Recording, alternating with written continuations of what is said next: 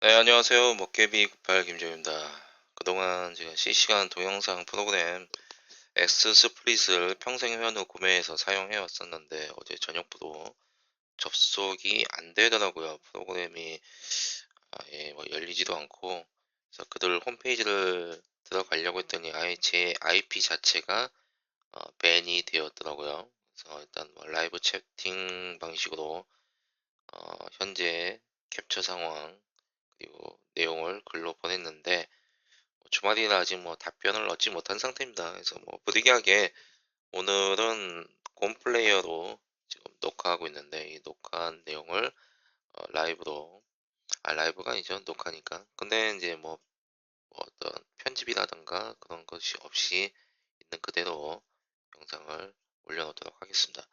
아마 이 영상을 녹화하고 이거를 다시 유튜브에 올리려면 또 유튜브에서 또 인코딩 시간이 걸리기 때문에 몇 시간이 걸릴 수도 있습니다. 그 점 양해 바라고요. 그럼 시작하도록 하겠습니다. 자, 일단 열겠습니다. 두산 에너빌리티.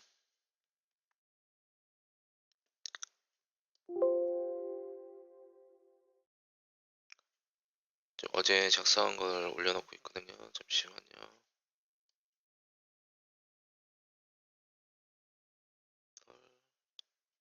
1일 120. 네.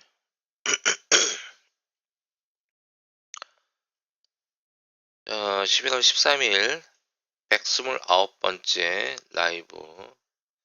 라이브가 아니죠. 녹화라고 해야 되냐? 녹화 방송.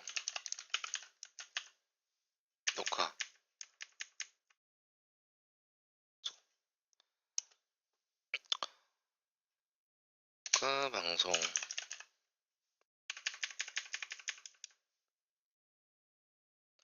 자, 오늘 블록딜 공매도 세력의 진짜 의도는 무엇인가? 그리고 겁죽이냐 또는 악재 대비용이냐? 지나온 블록딜과 공매도 세력들의 흐름을 살펴보고 웨스팅하우스 소송권에 대한 제 생각, 차트 관점, 대응 등등을 어, 말씀드리도록 하겠습니다. 자, 블록딜 이후에 공매도 잔고 추이. 자, 6월 28일 날로 먼저 가보겠습니다. 6월 28일. 6월 28일이면 여기죠. 여기.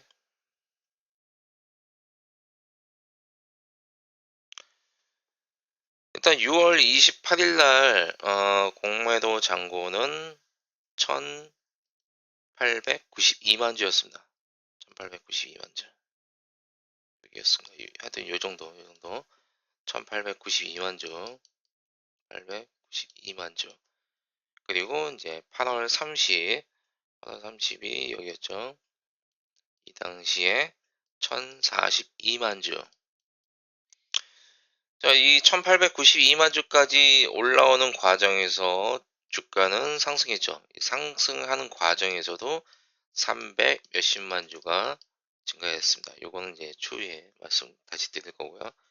그리고 나서 볼중선 돌파하고 눌림목 과정 거치고 이렇게 상승하는 과정에서 JP 모건이 250만 주, 모건 스탠리가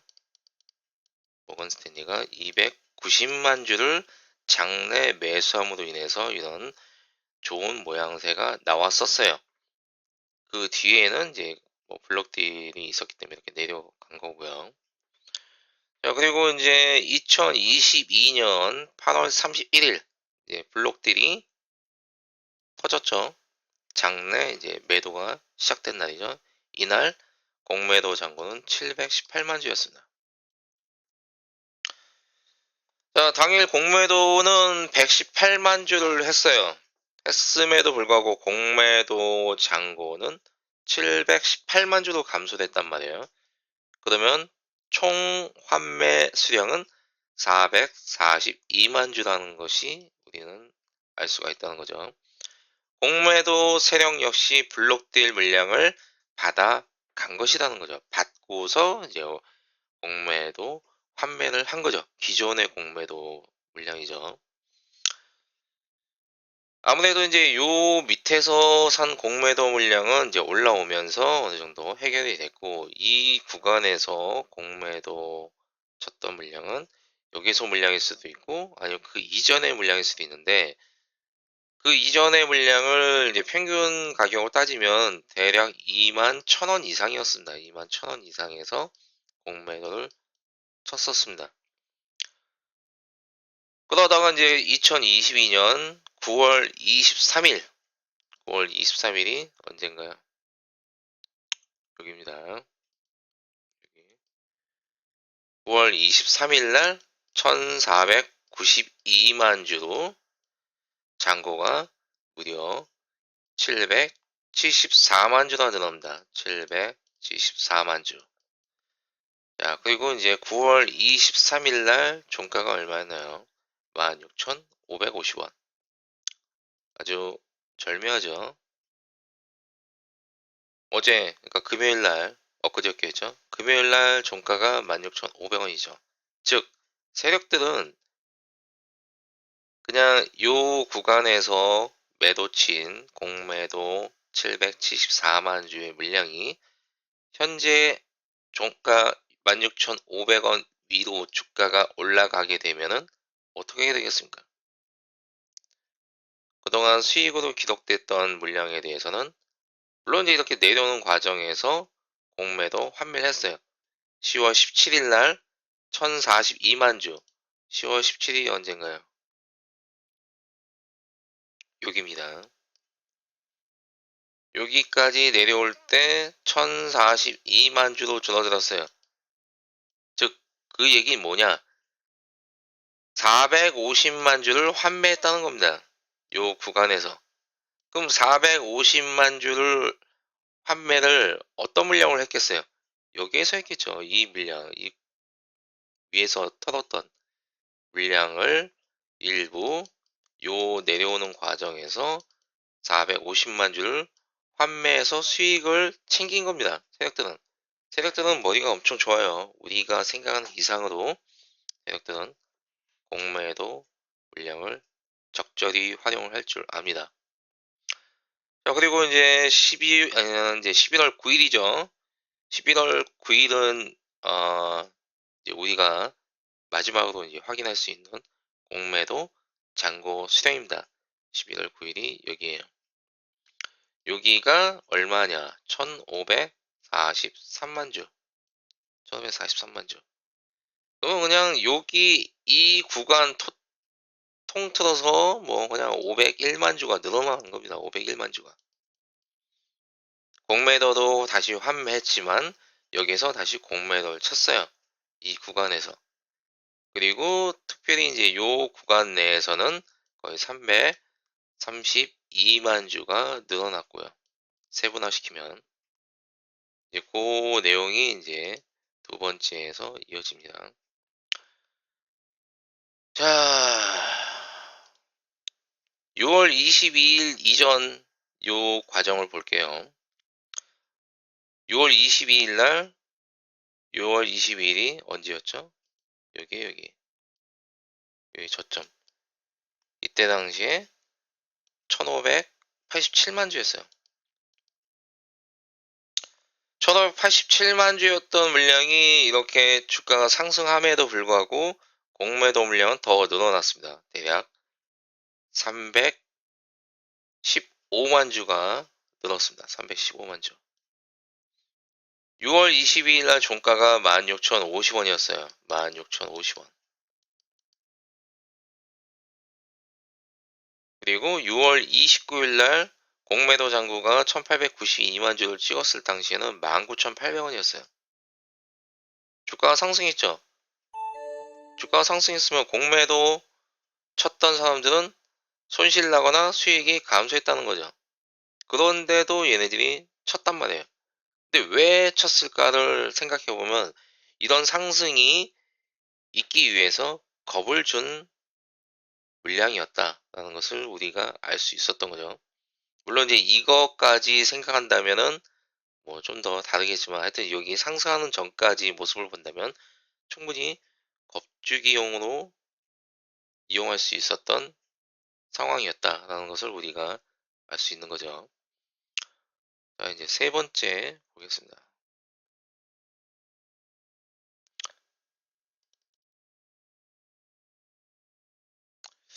자, 2022년 이제 10월 31일 날로 다시 돌아가 보겠습니다. 2022년 10월 31일 여기죠. 여기 종가가 13,250원에 1,202만 주였습니다. 1,202만 주. 근데 11월 1일 날 종가가 15,850원인데 공매도 잔고가 약 108만 주 늘어난 1,310만 주가 됩니다. 1,310만 주. 그리고 11월 8일 날 종가 15,600원이었는데 공매도 잔고가 1,579만 주까지 늘어나요. 1,579만 주. 19만 주. 그리고 나서 이제 11월 9일 날은 1,530 몇만 주로 감소하면서 조금 줄었죠. 그러면 이제 공매도가 이렇게 상승하는 과정에서 늘었단 말이에요. 대략 뭐 300, 뭐 32만 주 정도가 늘었단 말이에요. 그런데 주가는 지금 거래량이 터지지 않으면서도 올라가고 있어요. 미국 증시가 좋다 보니까. 자, 그러면 이제 아까 전에 얘기했던 것처럼 여기 16,500원서부터 요 구간 700 몇십만 주가 있죠. 물론 이제 이 물량은 여기 내려오면서 공매도 일부 환매했을 겁니다. 450만 주가 줄어들었다고 했죠. 그러면 774만 주에서 450만 빼면 320만 주 정도 남죠. 그죠? 대략 뭐 그 정도 되지 않습니까? 320만 주와 얼추 비슷해요. 얼추 비슷해요. 지금 세력은 공매도 친구에 대해서 이미 수익을 챙겼어요. 450만 주에 대한 물량을 요 내려오는 과정에서 이미 수익을 챙긴 겁니다. 그러니까 주가가 이렇게 올라올 때 우리 개인들이 상승시마다 분할로 익절로 수익을 챙기듯이 공매도 세력들도 일부 물량을 정리해서 수익을 확정 지었다는 얘기죠. 자, 그리고 이제 그 남아있는 물량이 대략 이 고점에서 매도 쳤던 물량과 최근에 여기 샀던 물량과 비슷해요. 비슷합니다. 하지만 여기서 이제 추가적인 상승이 나게 되면은 어떻게 되겠어요? 이제 수익이 많이 감소하겠죠. 그거는 이제 공매도 친 물량에 대해서만 봤을 때 얘기예요. 자, 블록딜 물량 절반은 8월 31일 날 소화가 됐어요. 그리고 하락하는 과정에서 장내 소화 과정을 거쳤고요. 그런 과정에서 공매도 세력은 8월 31일 날 기존 공매도 물량을 약 450만 주 환매에 성공했고 추가적인 공매도를 쳐서 주가를 하락하게 만들고 블록딜 매도 이후에 그들만의 방법으로 수익을 추구하는 행위를 했습니다. 요 내려오는 과정에서 450만 주를 환매했죠. 자, 블록딜과 공매도 세력의 주체는 외국인이며 현재 두산 에너빌리티의 외국인 비율은 11월 11일 기준 11.34로 7,283만 주예요. 공매도 증가분 여기 8월 30일에서부터 11월 9일까지 요 전체적인 과정을 본다면은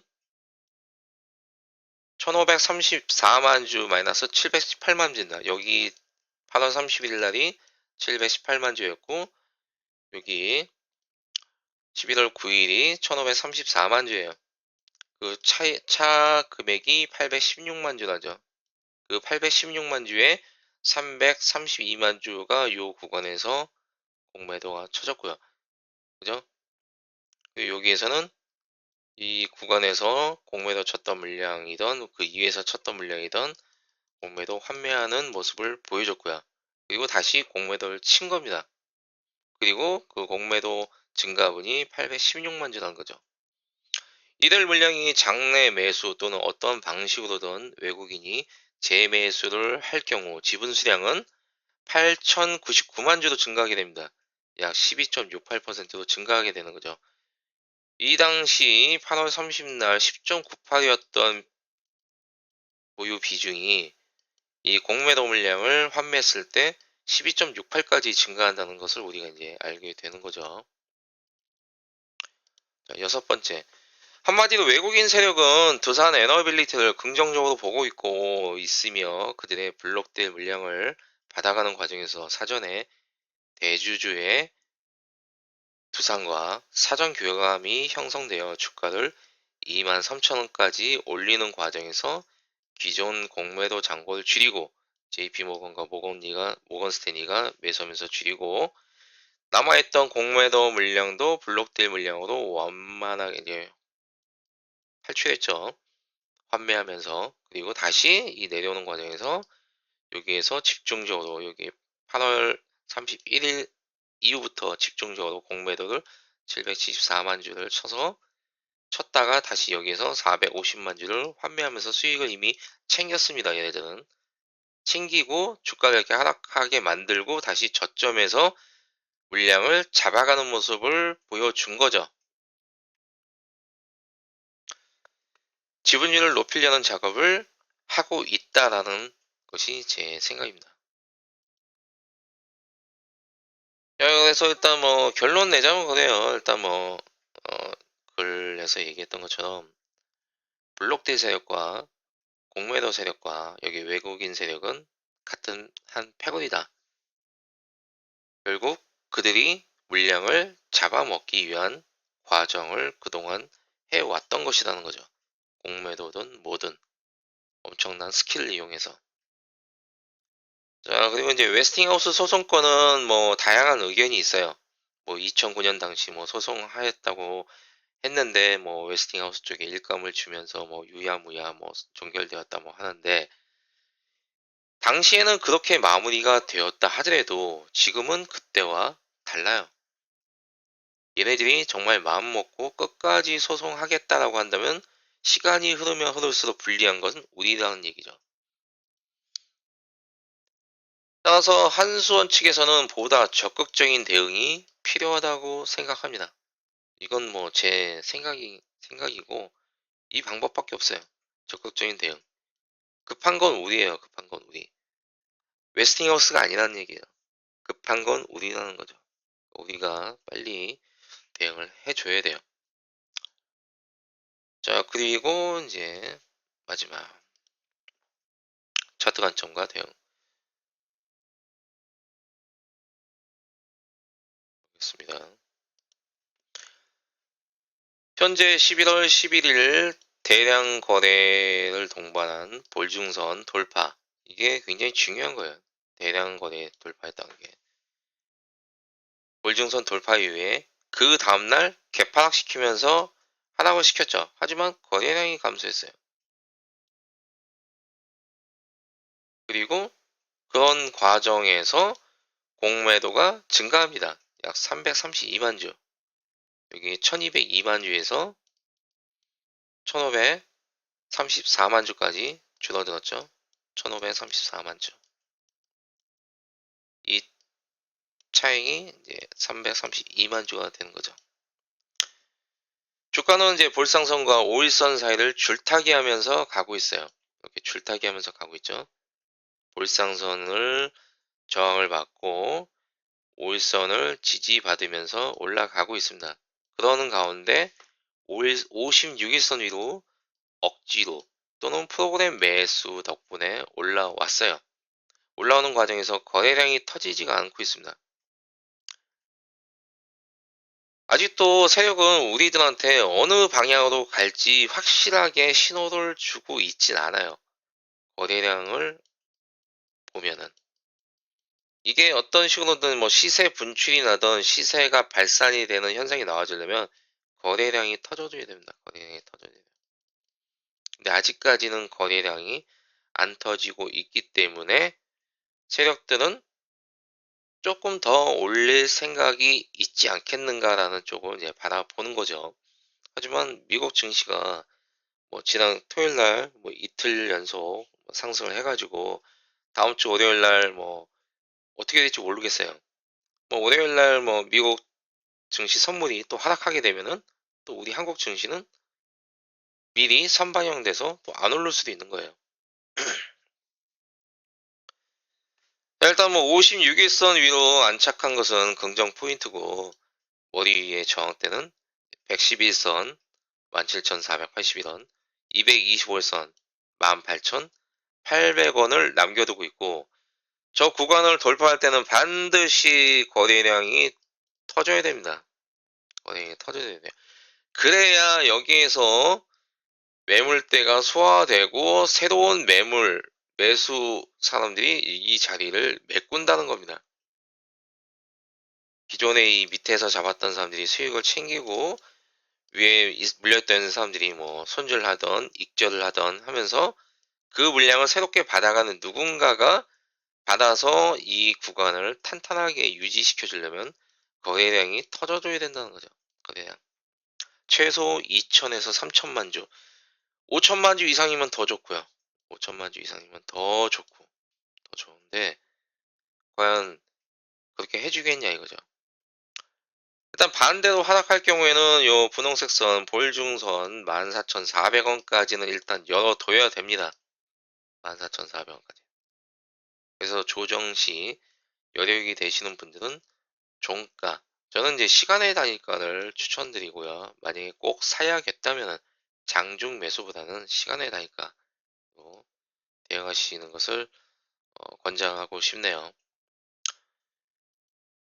하여튼 뭐 여러 가지 뭐 이슈도 있고 내용도 있고 하는데, 저는 그런 뭐 원전이다 뭐다 뭐 그런 얘기를 제가 어떻게 뭐 할 수 있는 게 아니잖아요. 근데 제가 알 수 있는 방법은 그동안 블록된 세력과 공매도 세력이 어떤 식으로 공매도를 쳤고 어떤 구간에서 공매도를 환매했으며 어느 구간에서 공매도가 증가했고 주가는 이렇다.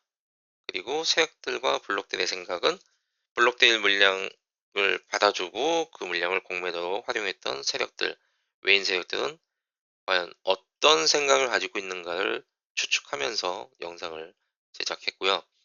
이거는 먹개비 어, 개인적인 관점이니만큼 최종적인 판단은 여러분들이 하시고서 좋은 결과가 나오시길 기원하겠습니다.